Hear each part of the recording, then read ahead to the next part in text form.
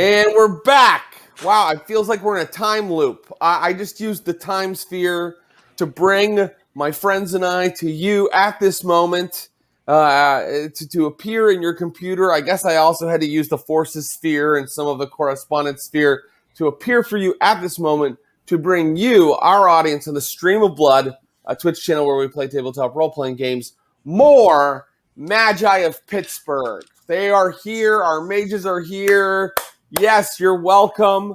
They are ready to work their wills on the city of Pittsburgh. Let me introduce them quickly and with much fanfare. She is a fantastic role player. She is a huge Wheel of Time fan. She is a game designer, a GM. Please welcome Sara Rose Caplan. Woo! Hello. Thank you. I'm so happy to be back. I needed this story to finish. Yes, we have to end it. We have to get closure. If we don't get closure, we won't have completed the ritual that affects our actual outer world outside the game, right? And Sara, you are playing Maria Stone, right?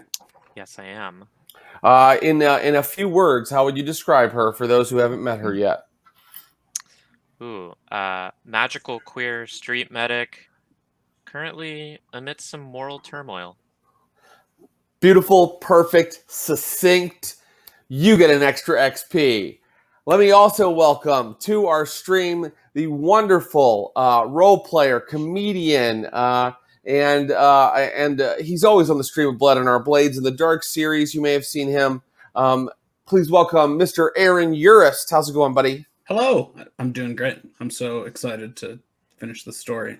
Are you ready to bring more surprises to me? Because your character was like very studious, a little bit, non-standard sort of mental state, right? Yes. Some people might call his situation mental illness. And then you really surprised me in our last session when all of a sudden he pulled a gun. Yep. He's just supposed to be a grad student. He was packing heat. He's got a gun. Who knows what I'll have this time?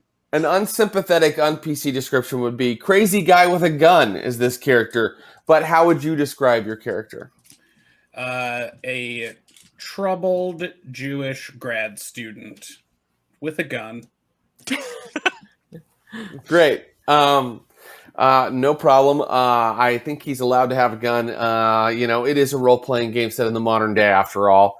And he kind of does his magic through numerology, gematria, the Kabbalah, right? Yes, that's right. Very good.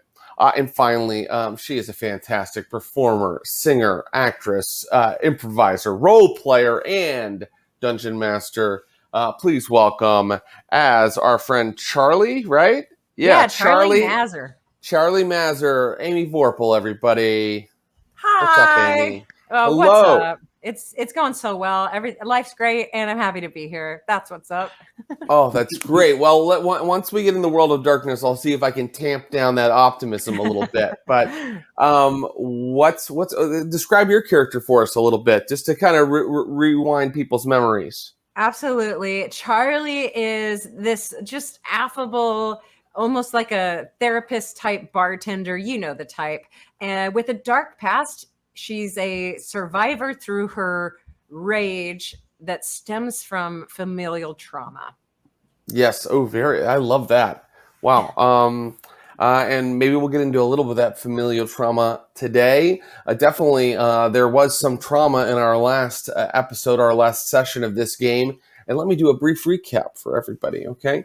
So, Maria Stone, played by Sara Rose Caplan, came to the other members of her cabal, Avi and Charlie, and said, I was at a protest and we were attacked by these sort of fascist, right-wing, this group. And when I went to heal one of them, when I went to go give one of them medical attention, it turned out that he was some sort of cyborg.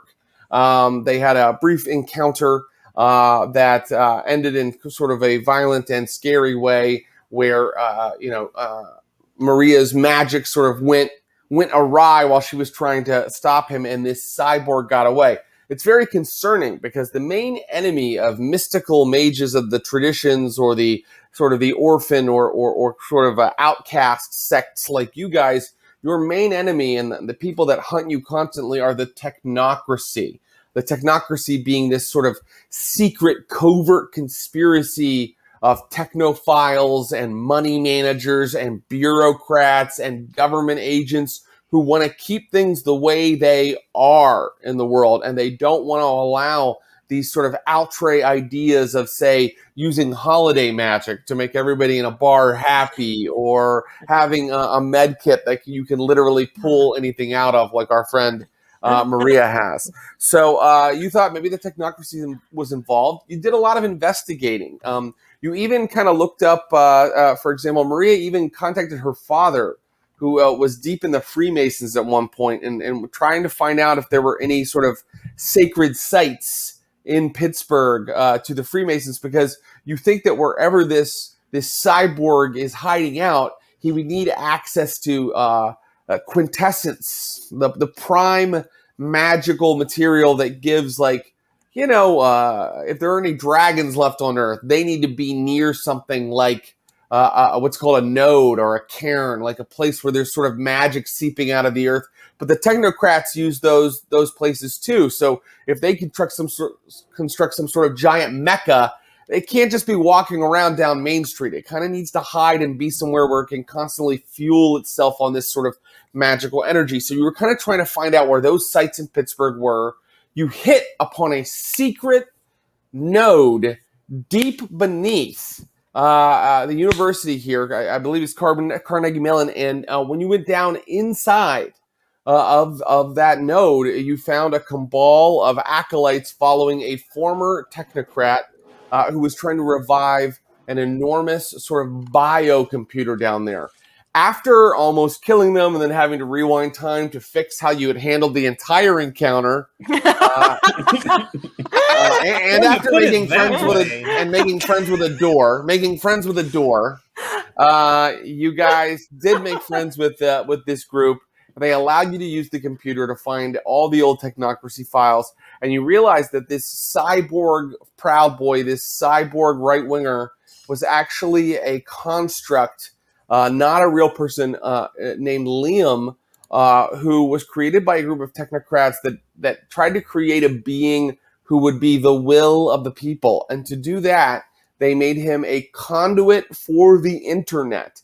His thoughts, his actions, his mission are crowdsourced from social media sites. And that is why he is acting in a very dangerous, I would say, trolling and violent way, because people on the internet often advocate violence and have these kinds of attitudes. You try to draw him out of his shell. You found his Instagram account, which was very creepy, just thousands of photos of him, like in different positions, like smiling. You tried to draw him out. You tried to draw him to Charlie's Sanctum, Marty's South Slope dive bar. And you managed only in getting him to dox you. He sent a lot of his fellow frat guys your way, fellow trolls your way. And in that conflict, some magic was worked. There was a paradox backlash. Your magic went awry, and you all ended up juicing yourself with this bloodlust and getting in a giant brawl where you not only hurt your enemies, but each other. And so we will pick up there. I would like to know, in broad strokes, we don't have to go directly into a scene, how you sort of dealt with the police, your injuries, and any kind of fallout or attention from this, any media attention from this. And so let me know kind of how your character would individually handle what has happened here. Remember, there was an enormous brawl. The police showed up. Ambulances showed up. Some of you had to, who was the most badly hurt is what I want to ask really first. Charlie. I have Charlie. Yeah, you only have one box left maybe. Oh yeah, I'm at crippled. Is how. Yeah, so Charlie I went to the bruised, hospital. Hurt, injured, wounded, mauled, and crippled. Yeah, so Charlie went to the hospital. Anybody else get badly hurt, or was it only poor Charlie? I didn't get badly hurt. I think I'm just bruised. Yeah, you're probably just bruised, according to my notes here. And what about you, Avi? I can't tell if I'm hurt or injured. I think I'm injured. Okay. Well, that makes sense. So you are injured, and I think it was just bashing damage. Nobody was stabbing anybody with knives or anything like that. But all of you have a lot of, you have at least some injuries. And the cops showed up, the ambulances showed up. I'm going to go ahead and rule that poor Charlie, they are trying to get you into like an ambulance as we left our last session. And so just kind of tell me how you dealt with the fallout of all of this. And you can tell me individually, and we don't have to set a scene unless we feel like it really calls for one. Let me start with Sarah. How does Maria handle the fallout of all of this? Because she's the one that's the least hurt. Well, last I remember, we were all kind of sitting on the curb outside of Marty's. Mm-hmm. The QLF, the Queer Liberation Front, my dear friends, have come and they've sort of like talked down the cops. The cops have decided. Oh, that's right. You handled the cops with the QLF. Go ahead. And I think we were just kind of all sitting there in a little bit of a daze. I think Maria would be healing Charlie as best she could, and maybe some of her compatriots would be helping. Great. Would you like to use a life effect to heal her? Yeah, I'd love to do that. Okay, great. So we're going to do a magic roll again, and I'll remind you how that works. You're going to pull out your first aid kit, which you have set as your focus for your life magic. Mm-hmm. And you have a 3 in life, which means you can certainly heal health levels for somebody. You have enough dots. So it's going to be a 3 difficulty since you're using life 3 to do this. And let's see. What attribute are you rolling with your life sphere? This is composure. This is composure. That sounds good. My street medicine life attribute. Okay. Now this doesn't seem really coincidental because poor Charlie is all the way to crippled. It seems kind of vulgar if you want to just heal her up instantly right now. Is that what you want to do? Bring her inside. It would still be vulgar, right? Like it doesn't matter if there's people around. Okay. Yeah. But you would remember that it is her sanctum. The bar is her sanctum. Well, let's bring her inside. Okay. We'll bring her inside. Maybe we'll be riding a table that's been knocked over in the kerfuffle, and we'll lay her out on it. And I'll just start bringing out all sorts of shit, just like rolls of gauze and band-aids, things you'd expect. Maybe like a rubber duck, where you're like, I don't know what that's for. And just laying them out around her. And yeah, I'm just gonna try to go for it if that's okay with Charlie. Yeah, I think that we trust each other in the same cabal, and I don't think I'm capacitated enough to make any arguments against anything my friends want to do. I think I'm kind of like, where are we going? Oh, okay. Oh, lay down. Yeah, I wanted to do that anyway.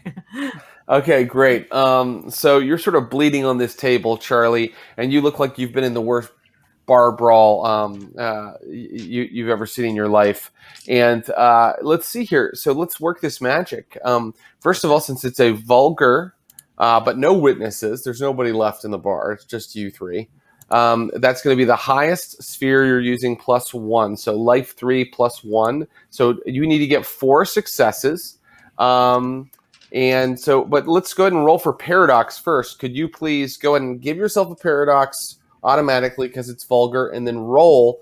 And if you get a 6 or above, you get another paradox. Or I'm sorry, if you get a 5 or below, you get another paradox. That's what I mean. Okay, yeah. So I did get another paradox. Okay. And then plus the automatic one for vulgar magic, right? Okay, great. My toolkit reduces the difficulty by 1, right?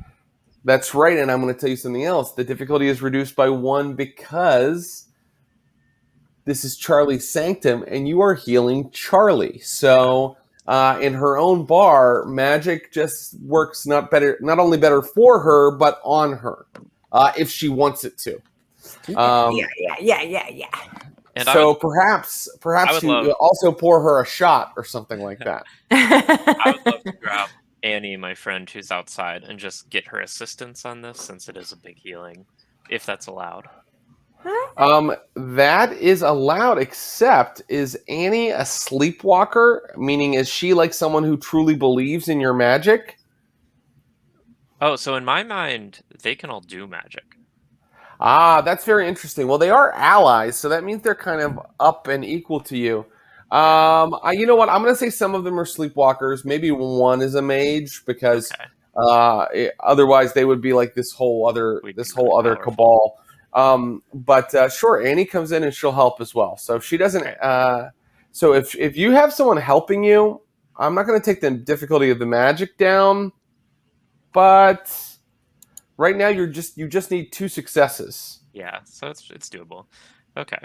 Well, I'll just roll for it then. So I got 4 paradox dice in here, Charlie. So Oh man, cool. Okay, so let me just be clear on what I'm going to allow here. So if you get 2 successes, we're going to roll. We're gonna say at least 1 health level is healed, but every success you get past 2 successes will heal another health level. okay. Well, I got 3 successes. You got 3, so 2 health levels are healed, and Charlie goes Awesome. from crippled all the way back to wounded. And I did get a couple 1s on my paradox dice. I know 10s are a messy critical. 1s only matter if you fail the roll. Great. Okay. Perfect. So you did not have a paradox backlash. Good job. So she sped up your healing, and you could do that again later, and maybe get her like fully healed in a couple nights' time. Wow.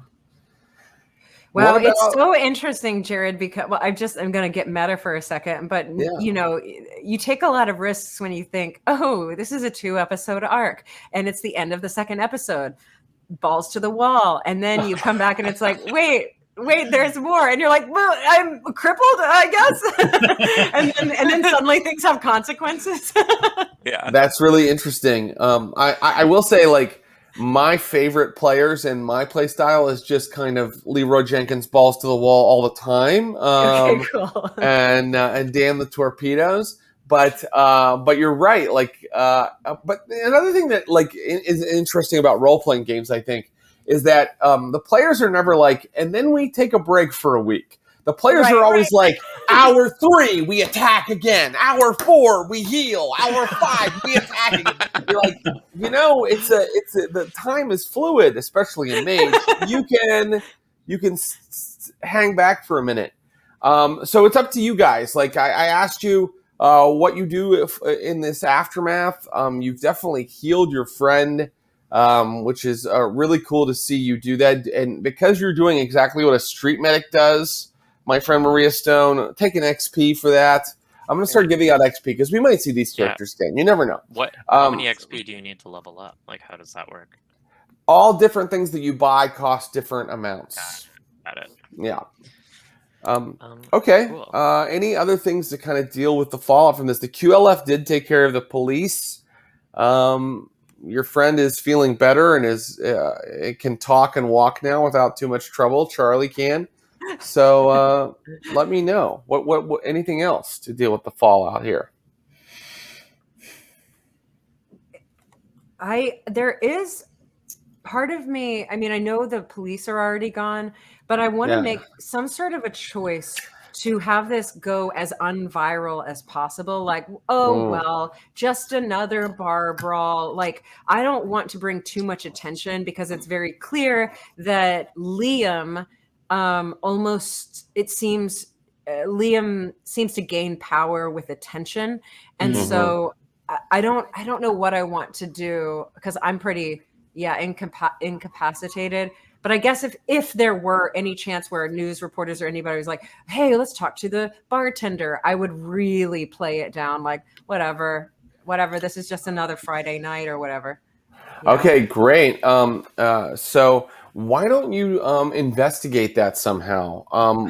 Try to find out if anybody has kind of caught this as a news story. I'll go on. You had mentioned Liam does location tags, so I'm gonna search Marty's location tags on Instagram. Great. And what you find is that one of the sort of right-wing bully boys that were there that night has recorded like a quick YouTube vlog about like the fight, like going forward with the fight. His name's Bernard. And he's thrown it up on YouTube. He threw it up literally 5 minutes ago. And it's like also on his Instagram. And he looks to be like, not in front of Marty's currently. He's but he is outside. He's telling everybody what happened. Like, we went into Marty's at this address. We were told we could not wear our colors. We were taught, like, he's like lying too. Also, he's just saying all this shit that's not true. And he's saying like, boycott Marty's, don't, and he's making a big stink, and it could go viral, but it hasn't yet. It just went up. Do either of you have correspondence magic? No. No. But I do have a little bit of knowledge about computers. Mm-hmm. So I could maybe try and like make a bunch of fake accounts to report this video and just get it taken down. Interesting. Okay. That's a bit of computer foo that I know people really do in the real world. And Yeah. so fighting trolls with their own tools. Avi, do you want to hop on your laptop and give that a shot? Yeah, let's do it. Okay, great. Avi, give me a wits plus computer roll. But in order to do something like that, I think that you need to be pretty good at it. You're going to need 4 successes. Okay. Jeez. What is your wits plus computer? 4. Okay. So remember, if you fail, you can always spend a point of willpower and re-roll the failed dice. Okay. And what do I need? Sorry, remind me what I need to roll to get a success is over a 6? Yeah, 6 or above. Yeah. Mhm. 3 successes. Okay, did you have a failed die? So you have 1 failed die, right? I have 1 failed die. If you want, you could spend a willpower and re-roll that die. Okay, let's do that. And can I like get willpower back with my prime magic? I'm not saying I need to. I think there are prerequisites for that. Prerequisites. You can get your willpower back by playing your demeanor and nature.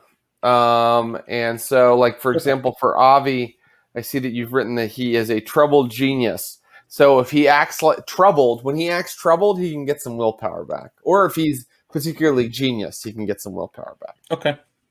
Yeah. Well, I'm gonna burn a willpower, and I didn't get it. Okay, so I'm gonna do what's called a partial success. You've done it, but you don't know if it's going to work, and I'm not going to tell you right now. Suddenly, the video is gone. It's like you've tried your best, and we'll see. We saw this video being recorded outside. It's like a live stream. You did not. You saw it later when you kind of looked it up when Charlie did the location tag search. Got it. So is it still happening, or it seems to be over? It seems like he finished it while you guys were healing up. He was recording it, and then he finished it, and he threw it up. It's gone. Once It's shit's very- on YouTube, you can't catch that shit. It's out there. It's getting really late now. Okay. What is there anything? So he's lying. Did he have any footage from the actual fight, from the actual brawl? No, it was him, like, after everybody dispersed, going a couple blocks away and kind of, just calling out to people that are probably in his followers to boycott you, and that this place is, a home of, that Marty's is a headquarters for the Antifa, conspiracy, basically. Huh. Well, if it's not viral yet, I mean, hours have passed. Does it seem to be slowing down on views? It's very late at night, so yeah, it's just ticking views slowly. Gosh, I'm going to tell my cabal. I just don't want to fan the flames. I feel like we could combat this, and but that might spark more views on, this fake news situation. It'll blow over. Who's this guy? Bernard. Bernard's Yeah. just a Bernard, random yeah. douchebag. Bernard. He's just a random douchebag. Another random douchebag.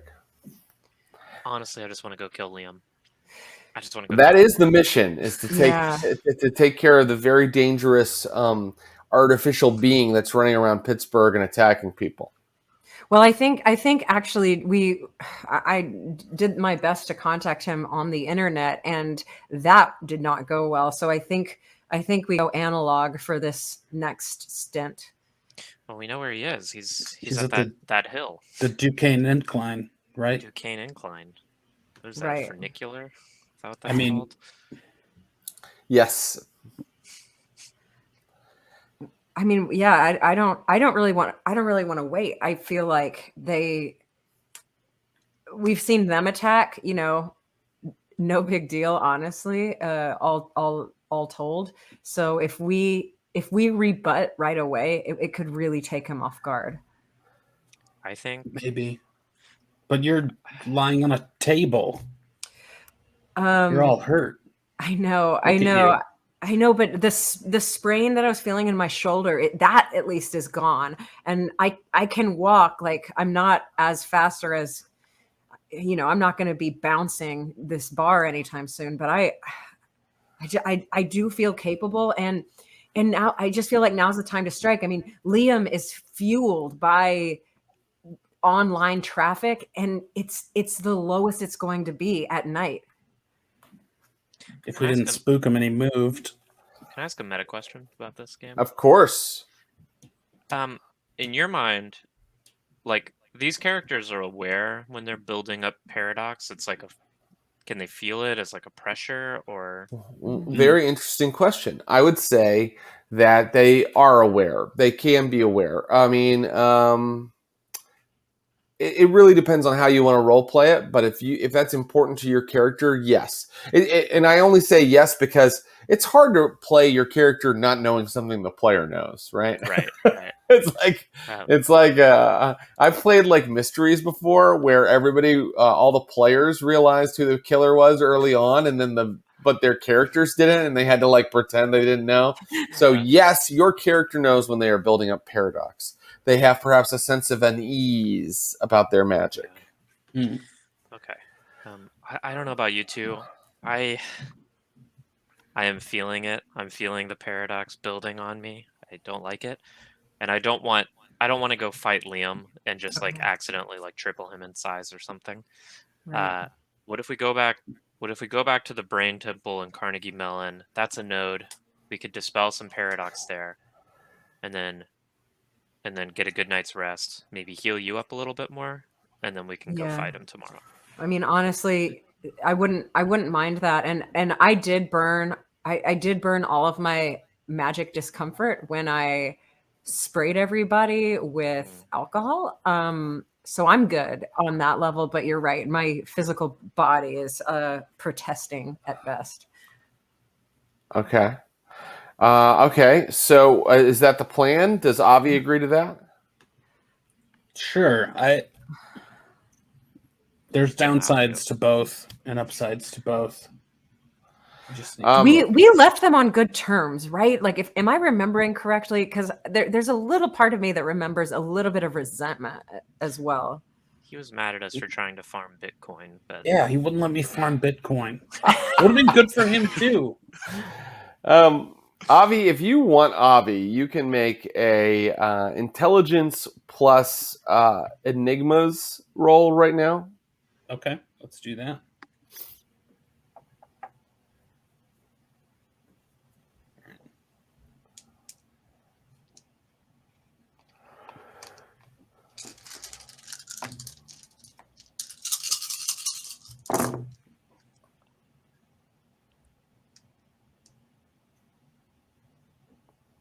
How'd we do, my friend? 6 successes. That's enough for you to know. For you to know this, and I'm not trying to push you guys either way. You can definitely go back to the to our friend, the former technocrat.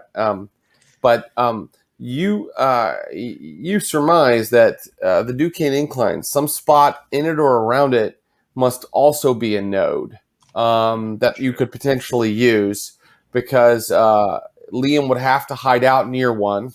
And perhaps Maria has shared the information from her father that a lot of things that were constructed in Pittsburgh were constructed with the Masons kind of approach to architecture. So Well, it's definitely a node. 2 birds, 1 node. Right.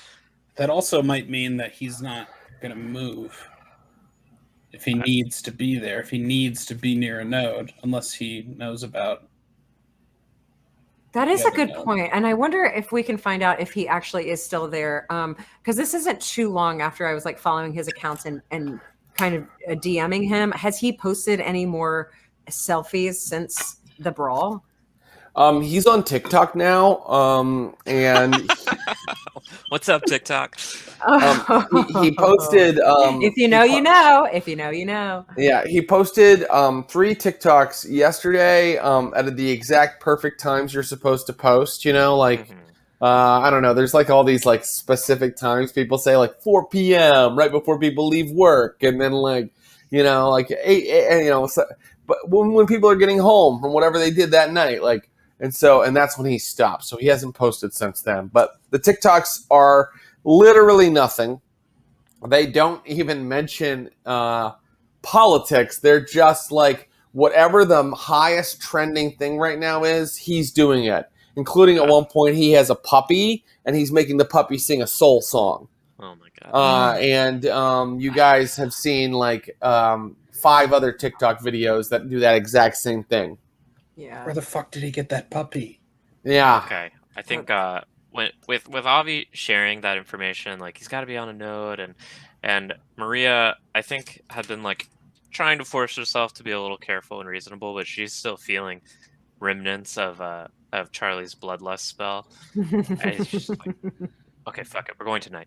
I'm going tonight. I'm gonna go tonight. I'm not letting you right. go without me. That would be crazy. All right, I guess. Avi, you have a car, or who had the car? I don't have a car. It was my date. I think your date had the car. Call him. Yeah. Call Jerry. I'm not gonna call But Jerry. we're right by it, aren't we? You actually could walk. Okay. I'm not gonna call Jerry. Avi, call that's him. no. Come on. Look. I'm not a total piece of garbage. Like I basically told him to get lost, and so I'm not gonna come back and say, "Hey, I want to use you for your car." Like that. I'm a nice girl. I'm a nice lady. That's really great. I will say a couple things happen. One is that Charlie, if you're going tonight, gets a point of willpower back. Actually, she gets all her willpower back because her nature is survivor through rage. So if you're mad at Liam and you're still going, even though you're hurt, that's surviving through rage, and you can go ahead and get all your willpower back. Oh my gosh.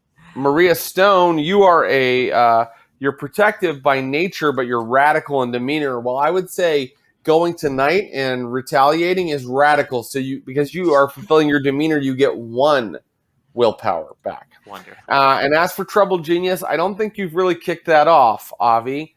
But you could later. Absolutely. Okay. And so, are you guys walking to, finding a late night city bus, or this is the funniest thing in World of Darkness games. I'm always like, how did you get there? Man, I want to walk just to walk off some of this, I don't know, energy that, I guess I want to keep the rage, but like, I just want to test. I just want to go a little slow for a second and just test walking before I run. Metaphorically and literally. Well, the thing that you find is that you have some penalties right now because of your hurts, and in fact, our friend Avi does as well. So right now you are up to wounded, so you're taking -2. I believe it's just to like physical actions and skills. Okay. I'm not going to really penalize your ability to think. That doesn't really make sense.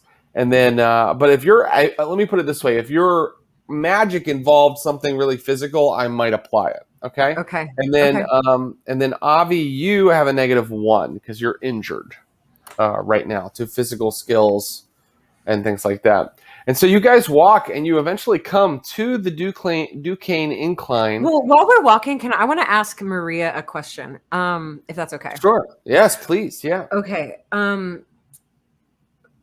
Maria, your QLF. I mean, I know you and we three have been a cabal, but they're next level.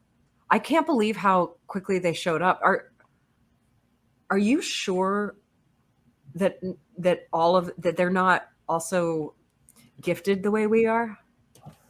Well, Annie is. I met Annie when we were at the Institute. Basically, Annie and I were at the Institute. We were pushing for them to do more involvement in the real world, and they were just being cowards and wanting to hide and protect themselves. So the two of us left, and we started the QLF. But as far as I know, the others are sleepers. I think I would have been seeing something. I guess is Annie actively not joining our cabal, or have y'all talked about that? Because another mage would. I mean, it's not like we're affiliated. I mean, Verbena at best is kind of the strongest ties we have. Yeah. You could call Annie right now. You say, Annie, can you come help me again? Yeah. To break character for a second, in my head, if I had talked to Annie before we left, it would have been like, I'm going. No, don't go. Like, no, we have to go, but you have to stay here. Like, you have to. We need at least one of us with the sleepers at all times in the QLF. Like, they need our protection, and they're in this hotspot being targeted by Proud Boys. So I think that would have been a conversation. But like, if you want, I can call her if we'd rather have her with us. Gosh, I mean, I don't want to be selfish. Look, maybe does she know what's up? I mean, she's not actively not joining our cabal, right? Like, she's got her own thing going on. Okay. How did they get there so fast? Well, one of the reasons is because maybe they have a mage helping them in Annie. And the other reason is perhaps because Sarah Rose Caplan took 3 dots of ally. And it literally says in the book, if for a certain amount of dots, how quickly people show up to help you. If you have 1 dot, they might go, I got other things I got to do. If you got 2 dots, they get there, but they're a little late, you know. And if you got 3 dots, you start arriving at the emergency. We'll be right there kind of level. So, so there's that. Risking life and limb against a supernatural opponent, though, that might not be a 3-dot ally. We might have to roll to see if Annie will do that. No, I mean, if she showed up the first time and we do get in trouble, that's on us, I guess. But you're right. The sleepers need protection as well. And y'all are doing such good work. So I just was curious. I mean, maybe we could talk to her afterwards, and I don't know if she's an orphan like you are, that might be something she's interested in. Annie and I are going to have a lot to talk about. I will say, the QLF is very intentionally nonviolent, especially when it comes to using our magic. And I don't think she's going to be very happy with me. About what happened positive today. That none of them are robots in secret. That was my their second. Minds controlled. Yeah, do you trust them all, I guess, Maria? I have healed all of them at one point or another. Still be having their minds controlled. You're right, Avi. Listen, I'm happy. Let's go get Liam now. And then if y'all you're actually around the corner from the incline right now. Perfect. Listen, Can I we're here. A node? That's a thing I can try and do using prime magic, right? Yes, you can. That would be coincidental. So just roll paradox 1 time to see if you get any. If you fail the roll by getting a 5 or less. I rolled a 6. So you do not gain paradox, and now you can roll your prime plus, I would say, probably your wits. All right.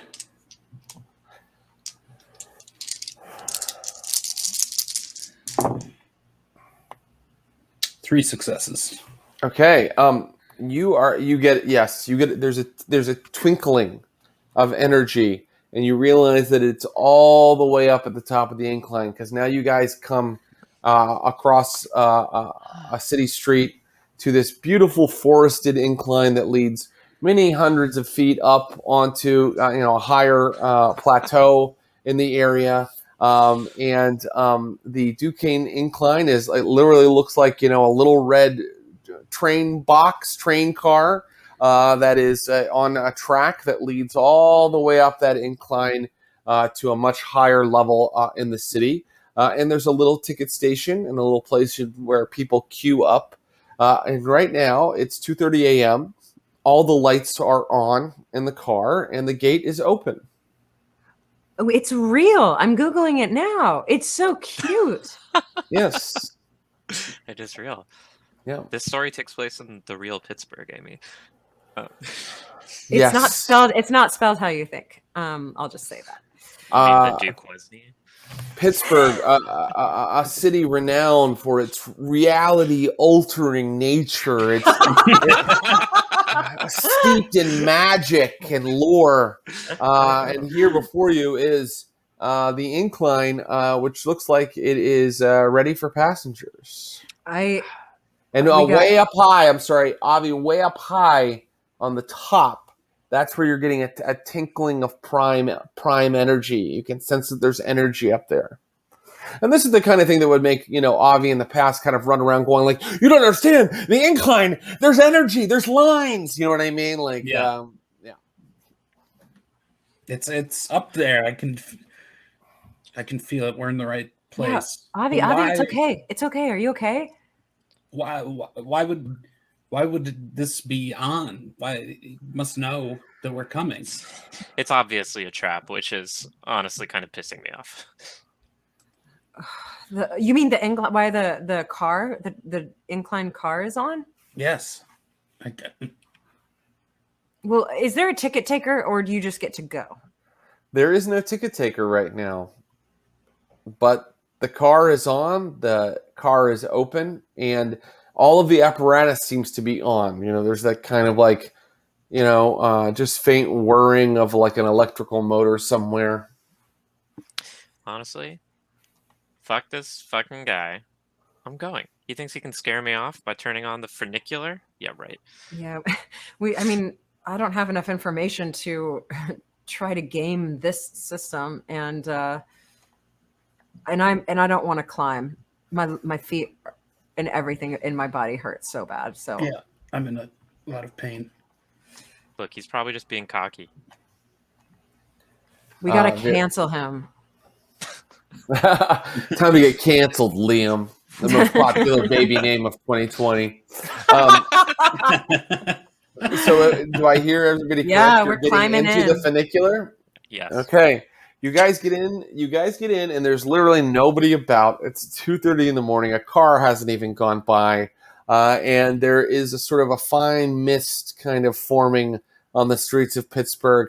And the second you're all in, the door kind of like shut, and the funicular slowly starts to climb. Clack, clack, clack, clack, clack, up into the stratosphere, up to the top of the hill. It goes slowly, and soon you are about a quarter of the way up, and you can see that you're about to be given a spectacular view of the city, especially at night. All the lights of the city are on, and Pittsburgh shines below you with its three rivers. And would anybody like to do anything on the climb up? I would. Okay. I'm expecting the potential, at least, for kind of a fight, or maybe something like, they're gonna fuck with the track or something, and I'm gonna need to be able to react quickly with some matter magic. So I've got my Freemason apron on, but I'm gonna take out like maybe 2 chisels. And I don't know if you've ever done this while like walking down the street at night, where you're holding your car keys with them out like Wolverine claws. I'm gonna just have like one in each hand, just like chisel out. So your chisels are ready to fight with. Okay, yeah. Great. And that's what I'm doing, and also like just prepared. Maybe this thing's about to start flying back down the mountain. I want to be able to like stab through the floor and like try to hold us onto the track or something. Very good. What about Avi or Charlie? Anything you'd like to do while you're, you see your friend Maria preparing for battle? Oh, look, there was part of me that wanted to try to make friends with this funicular, but Hell yeah. but I don't know. I mean, I'm gonna consult the group. I don't want to give. I don't want to. I know that we're on this thing, and obviously he probably knows, but I just don't want to tip our hat too hard, and I don't want to waste a spell on maybe something that he already has control over. I say do it. You're right. Yeah. What am I? Okay. Well, I can help you out with this. Why don't Okay. why doesn't anybody who'd like to give me an intelligence plus occult if you're sharing your thoughts, Charlie? Yeah, If you're not sharing, I'm sharing my thoughts, and my hesitation is, like I said, if he already has made friends with this funicular, if he's controlling it, I just don't want to dabble or tip our hat or get super effed up to cross the lines right now. yeah, I hear you. That makes sense. Okay, I got 2 intelligence. successes. Okay, great. I do not. I'm not going to even roll for that. I have 1 die for both of those things. Anybody else? Oh, you're muted. Sorry, I was muted because my computer was making noise. I got 3 successes. 3 successes and 2 successes. One thing that they can tell you, your friends, Charlie, is that a construct like this, a technocratic like robot like this, is not likely doing that kind of magic. Like, I think you're talking about spirit magic. Yes. And it would be very unlikely and out of character for them to have access to the spirit world or the spirits of objects. Okay. Then I'm going to try to make friends with the funicular, which I will say this is the first time I've ever encountered this word, and I did a quick Google search to get that spelling as well. Funicular. That's fun. Okay, Great. so that's spirit and what? And what would you like to use? It sounds like you're trying to make friends, right? That's what Charlie does. Yes. So charisma plus your spirit. This is a coincidental, so you just have to roll to see if you get more paradox. And the difficulty is a spirit. It's if you only need spirit 2 to talk to somebody. Do you have spirit 2? Yeah, you do.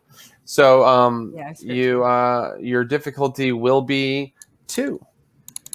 Nice. Okay, I'm gonna roll to see if I get paradox. I got a 9, so I don't get more paradox, and I'm blank on paradox right now because I spent it all enraging everybody. Do I still roll with a paradox die or no? No, you don't have to have a paradox die. If you wiped it all out, and you haven't gained any, you're good. And in fact, are you using any kind of focus? Is the only question I have. Oh yeah. So my spirit focus is the old work schedules. And so this is a view of the city. This will be I'll channel there's got to be like a Pittsburgh parade day. Yeah, sure.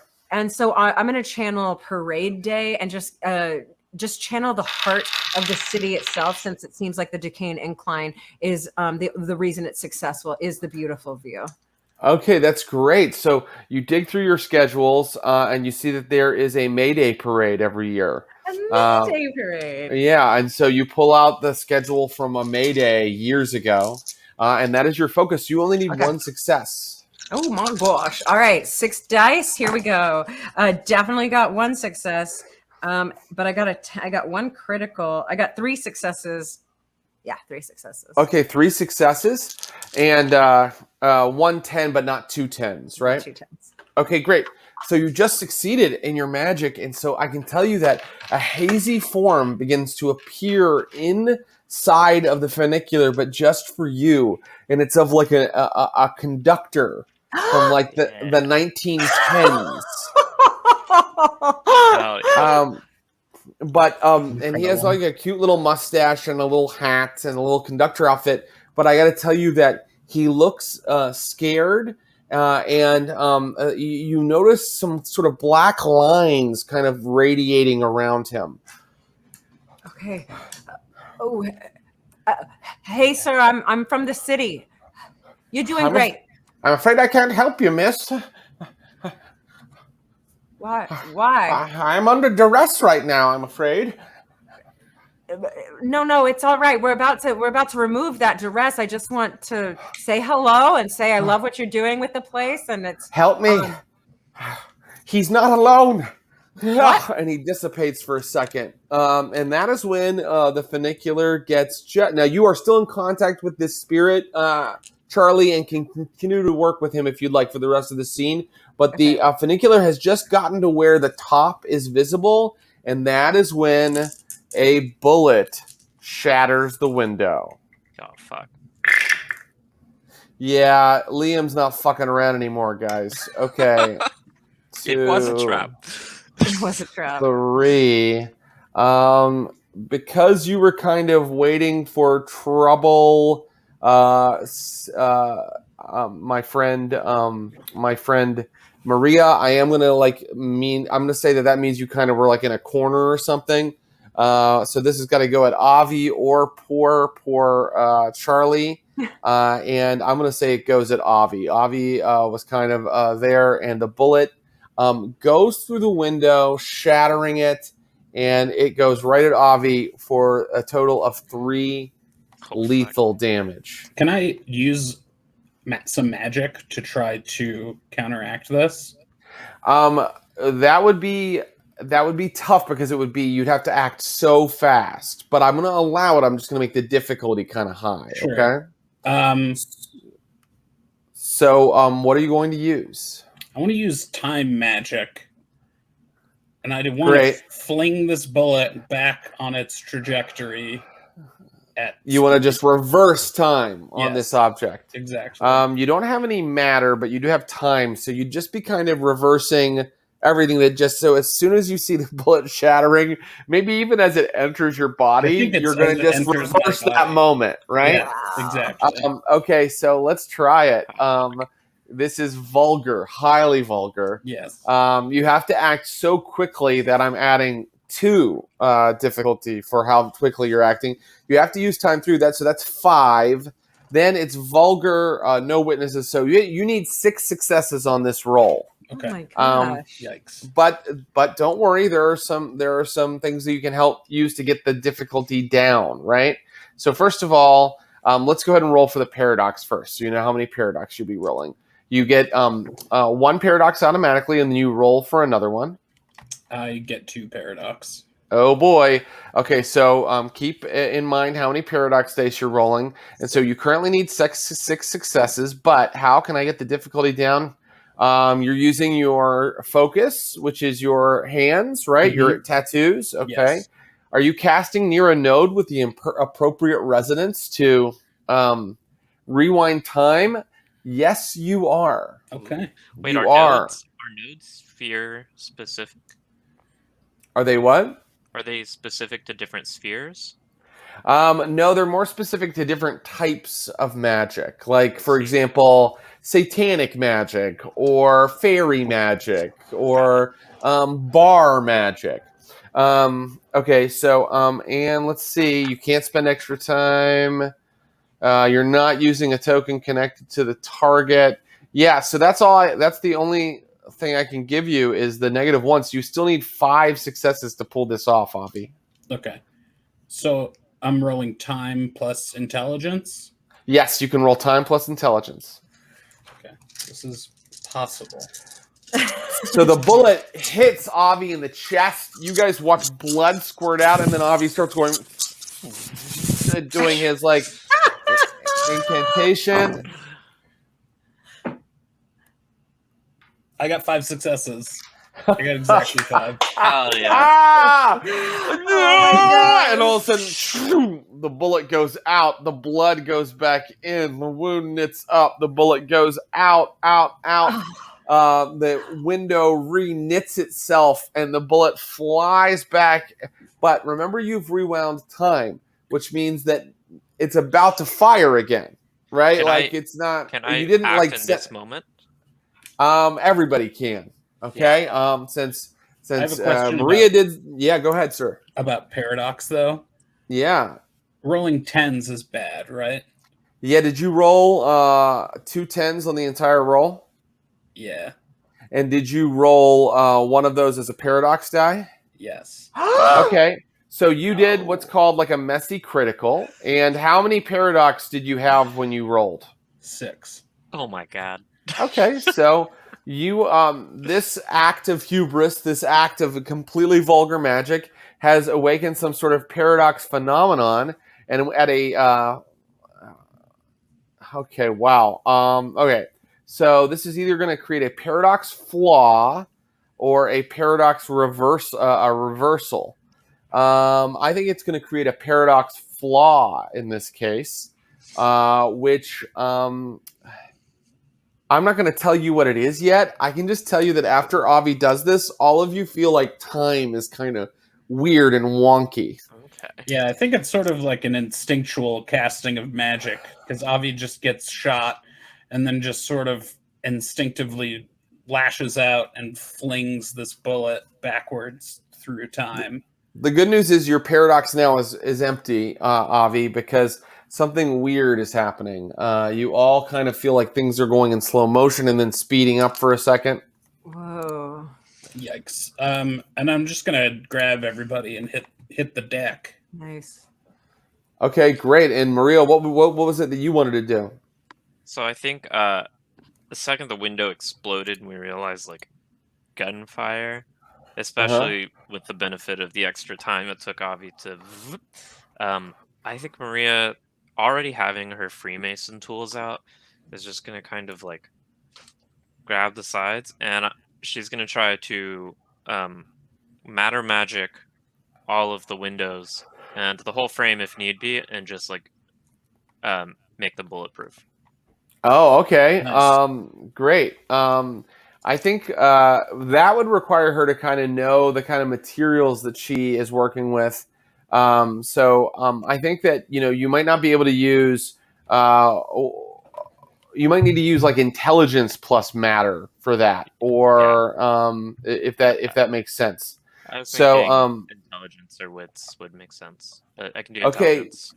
Okay, great. I'll allow it. Let's go ahead and do that, and then we'll get into a kind of a real turn order here as the encounter starts proper. All right, so go ahead and give me it's going to be an intelligence it's going to be it's going to be vulgar to do that. Yeah. So go ahead and roll for paradox and take a paradox, and then roll intelligence plus matter. Our characters are so cool. No paradox. Yeah. Seriously. This could all go horribly wrong though, because I'm just. How many successes do I need? Well, it's going to be a matter 2, plus it's a vulgar, so 3 successes. Okay. But I'm using my tools, so. So 2 successes. Nice. 2 successes. Okay, so No paradox backlash. You like throw your hammers out into the windows and smash them into the car, and then suddenly the entire car, what does it turn into? Or what do the windows turn into? I think doing the entire car is going to require more successes. Good point. Yeah, the windows, the car frame is steel. I'm going to leave that alone. And it's just going to be this shock wave going out through the windows. And I think I'm going to turn, they're all made of silica, I guess. They're glass. And you'll see this kind of ripple go all the way around the car, and where it passes, it's leaving like maybe more of like a diamond type material, if that's amazing. Possible. But I Oh guess yeah, sure, it's possible. So suddenly the very see-through windows suddenly are like refracted and like exactly. sparkling like diamonds. And then I want you to roll a single die and tell me whether you get a 6 or above. I do. Gosh. You got a 6 or above? Okay, it stays that way. But now you can't see out of the car. You guys are literally traveling in this diamond-coated funicular up to the top. Click, click, and you're almost there. Click, click, click. And so now I'm going to call new round, and I'm going to say, what are you doing, Charlie? You can still see your friend, but he's kind of like trying to fade back out of the car, like he can't talk to you, or he's afraid of someone outside of it. Okay. I guess I'm gonna ready him. I'm gonna say, "Hey, Mr. Erlenmeyer, right? Pittsburgh is a great big German settlement, right? So yeah, there were Germans, yeah. On some level, yeah. Okay, so Mr. Erlenmeyer, so look, we're gonna get rid of this person who's got control over you. What I need you to do is just ready to receive us, and then we're gonna as soon as we get in this car, we needed to hightail down the hill, but safely, if you can do that. So just stay put. We're gonna save you. We just need your help when we get back. Free me from my binding, Magus, and you have my solemn oath. You have spoken my true name, Erlenmeyer. Yeah, I knew it. It was on a plaque at the back of the funicular. So the Erlenmeyer funicular. And thank you for the mustache twitch. Now I know that you're for real. And so you guys hear something hit. Oh no, not yet. Now it's Sarah Rose. It's Maria's turn. What do you do this turn? We're still going up. Yeah. Right. Okay. Yeah. I've got a lot of paradox, so I'm kind of afraid to use magic right now. Are we close enough to the node that I can try to dispel some, or is the moment too chaotic for that? Dispel some magic? Dispel some paradox. Oh, dispel some paradox. That takes time. You have to kind of sit right in the center of the node and kind of soak it in. Yeah, you really need to meditate, actually. You can't do that yet. In that case, what am I going to do? I want to kind of like reach out with just do like a radar pulse of kind of life and maybe matter if I'm also reaching out for like robots, and just see if I can get a count on how many people I think are waiting for us. Excellent. Okay. So give me a coincidental spell using your life and matter. You only need 1 dot of each of those to do this. So difficulty is 1, and you're only going to roll 1 die to see if you get more paradox. And you can add composure to that. Paradox. Okay, great. And you can add composure to your life. Let me see. You don't. Oh, yeah, you do. You do have. Okay, yeah. Roll and see if you can get 1 success. Okay. So I'm adding 1 die for life and 1 die for matter? That's right. No, you're just adding. Just life. Just life. Yeah. Yep. 2 successes. Okay, 2 successes. You see you see one being made of matter, like approaching your car, and you see another being that is definitely alive and humanoid racing away from his position. Deeper into the city, up on the plateau here. So you're kind of getting a beat on where everybody is, and you know exactly where this like non-living being approaching the cable car is, approaching the funicular is. That's when you see it's their turn, by the way.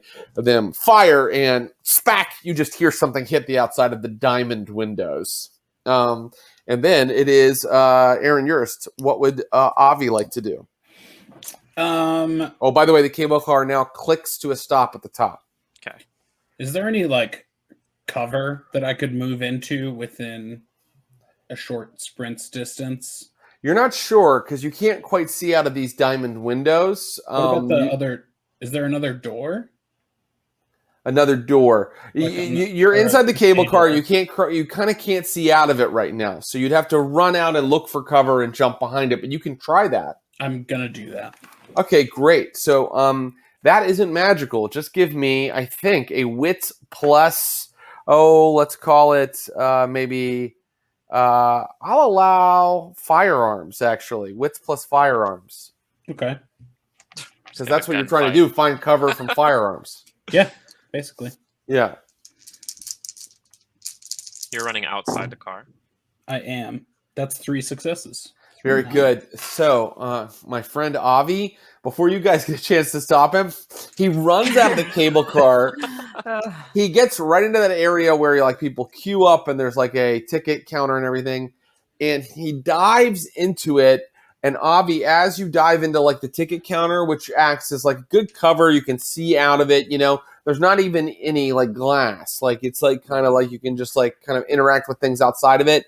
And you see a guy, a muscular guy in a red cap with a big rifle walking across the parking lot toward the cable car and trying to cock it to aim it again. But that is your action, getting to that position. Okay. And with 3 successes, let me see if he noticed you.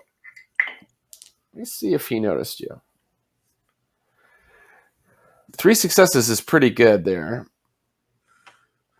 What is his... Okay.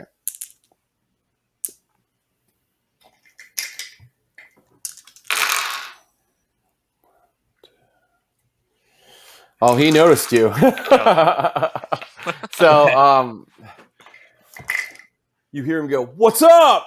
And then it is a new round. So let's go again.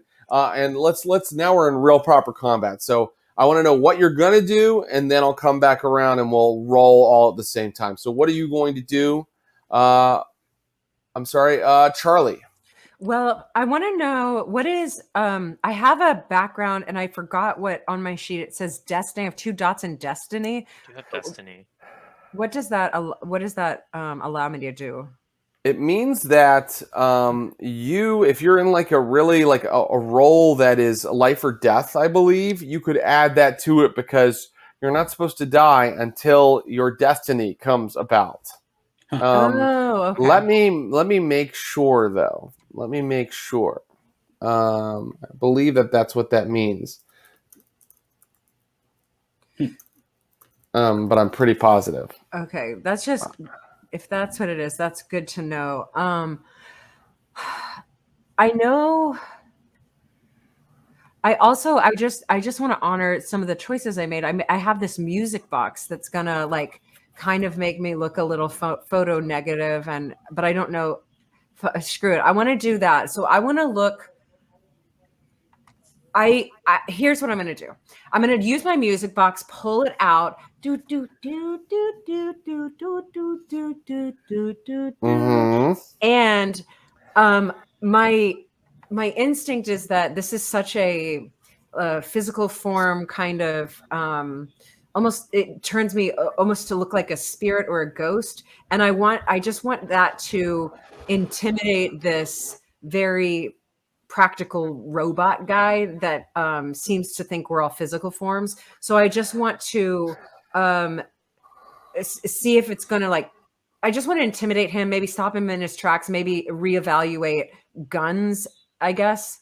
At least to me. So I want to look like a ghost, basically. So the music box, it kind of like when you use it, it sort of helps to create an illusion or a spectacle around you. Is that right? That's right. Yeah. And it's maybe like a little bit like Gandalf too, where it's maybe I grow in size or, Ooh, I like that. Yeah. Okay. Are you stepping out of the car to do this? Yeah, I'm going to step out of the car to do this. Okay, great. I want you to roll charisma plus the rating of your wonder. Okay, so that's right? 2. And it's a forces 2 music box, so it changes light basically when you use it. Sound as well, obviously. Okay. But it does it. You don't have to roll the magic. That's what's cool about a wonder. You have to just roll to use the wonder. So give me like a charisma plus wonder roll in a minute. We'll come back to you. All right, Maria Stone, what are you going to do? Yeah. Well, if everyone else is leaving the car, I'm going to leave the car. Mm-hmm. I am first going to pull out my magical gas mask and put that on. This is my entropy gas mask that helps deflect bullets and projectiles.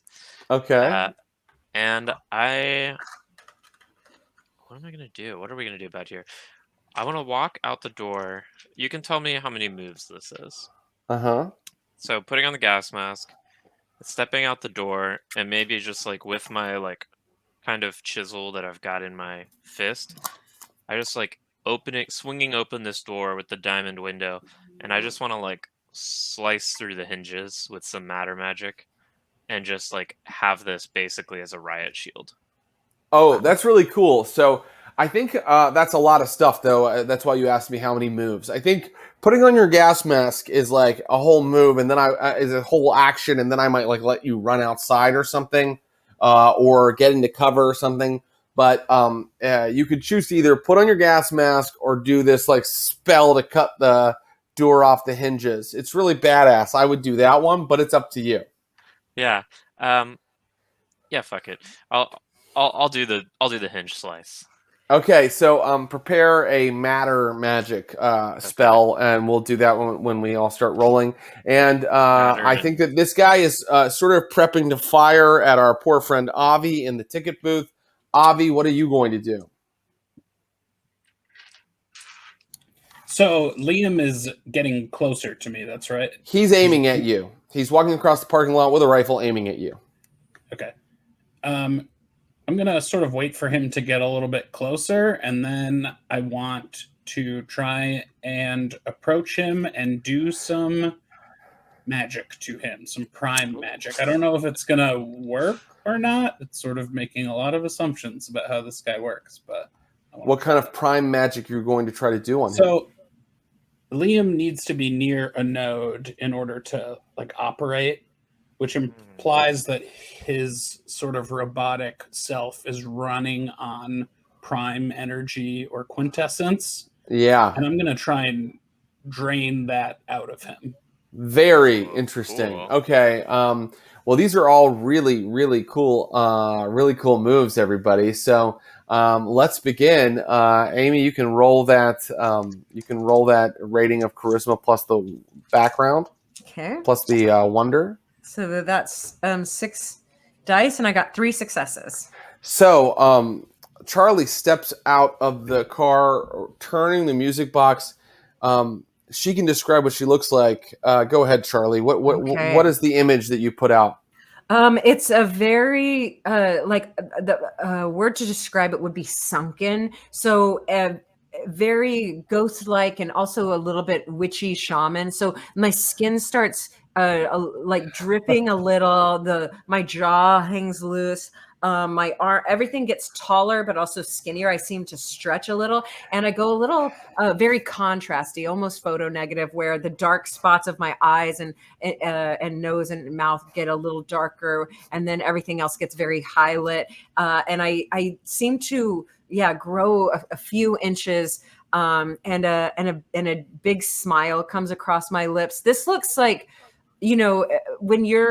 I just look like an Instagram filter, I guess, to Liam. Like, this does not compute because he doesn't sense that there is an Instagram filter. This is just who I am. Yes, and I think it's also maybe channeling your tough childhood. Like, you become the physical manifestation of that. So maybe even unintentionally, there are parents shouting suddenly in audio at each other. And that is when Liam is going to turn his rifle toward you. That successfully that's a huge distraction. This sort of suddenly like wraithly sort of visage appearing before him, and he is going to point at you. So now the attack is coming at you, and now but it's not his turn yet. We're gonna go to Maria Stone. Maria Stone, did you roll your matter attack? Yeah, I'm gonna roll my strength plus matter, I think, but I wanted to get confirmation from you. Strength plus matter. It is not coincidental, so the difficulty is actually going to be. Let's see. Oh, and with this is this is something I have to bring up. Matter 3 is generally needed to like restructure things, whereas Matter 2 lets you change what they're made out of, like transmute that way. So maybe you just make the hinges into like something that's easily breakable. So your difficulty is going to be 3 right now, but it's quick casting too, so your difficulty is 4. But I'm using my tools, so 3. So 3. Mm-hmm. Okay, well, I got 2, so let me re-roll one. I'm gonna burn 2 willpower for this one. Okay. All right, 4 successes. 4 successes. All right. I think I've realized you described these earlier as sliding doors. And maybe one of them has been like pushed open by Avi. So I was imagining like a door I could swing open and just slice. But now, reimagining what the funicular looks like, I want to just go like full Wolverine style. So from the outside, you just see like 2 chisels like burst through the top of one of the doors, and then just like, and I just like burst through, holding this. And I think the way it works specifically to play on the Magic 2 is like, I'm basically like, I'm like turning the door material to like aluminum foil, like as I Right. rip through it, just in that order. You have it. You have a big riot shield now with a diamond window. And that's when Liam is going to fire his gun at poor Charlie, who's already pretty badly hurt. Let's see how this goes, everybody.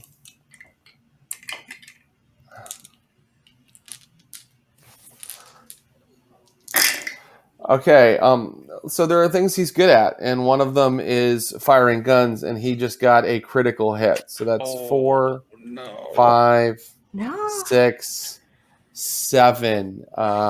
Shit. I'm sorry, 8 successes. Oh no! Oh no!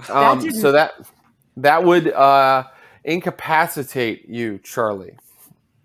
Yeah, with lethal damage. So the little X's actually are what you are taking.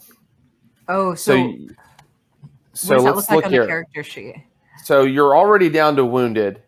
So 8 things become X's now.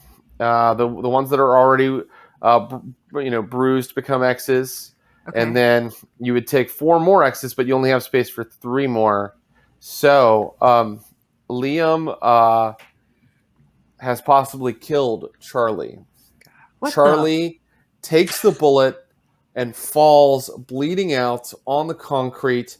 Her music box goes sliding across the concrete and continues to intone a sad and mournful song. And you can hear, people fighting. You can feel her broken childhood in the background as Charlie hits the floor, unconscious for now. We see that this death-like visage that she took on remains. Only now it's starting to become real and no longer an illusion of Force's magic. I know that this feels really tense. Please just stick with me and keep playing, everybody. It is now Avi's turn to do what he would like to do. I think Liam is, that's probably the moment that Avi would need to get close enough to try what I'm going to try. I also think this is probably triggering Avi's PTSD. We talked a little bit about fugue states. I don't want to fuck myself, but no, it's okay. So just explain your attack and your magical attack and what focus you're using to use it. Okay. I'm going to use this opportunity to jump out at Liam, and I'm going to get one of my hands onto his chest, and I'm going to drain him of quintessence. Okay, great. And I can into myself. Let me see here. It says a dangerous thing to do, but I'm going to what is your focus for prime magic, Avi? Because time was the tattoos. So what do you use? Are they not the same focus? No, you got to come up with a different focus. Okay. First of all, you picked the easiest focus. You picked the one that's already tattooed, so you can never lose it, and you don't have to carry it around. Cool. And it is cool, but now you got to have tools. Well, you don't have to. I'm just gonna make it tough. You know what? Avi's doing this without a focus, so here we go. I think we talked about Avi having a necklace when we were looking for the other node, but I don't really see how that's true. Maybe that's true. I don't see how that could be used. You're a tricky player. You're like, maybe something I wear on me that's not very hard to keep. You do have a necklace, because I believe last time we were node hunting, you used it as like a... Yeah, that's right. That's what you have for this. Okay, so maybe you're just pressing it against him, right? Which is great. Yeah. I think, though, you do need to give me a strength plus prime roll to do this, because you're not doing it just with your intelligence. You're trying to grapple with somebody and do it, right? Right. Okay. Difficulty, this is coincidental. Grabbing someone and then they fall down because they feel like they're out of energy, that doesn't really seem overtly magical. So this is subtle. So the difficulty is 3, because you're going to need prime 3 to kind of drain this guy. And this is an exceptionally smart move if it works. Difficulty 3, but you're fast casting too. So difficulty 4. And I just need you to roll 1 paradox die to see if you get more paradox. I do not. Okay.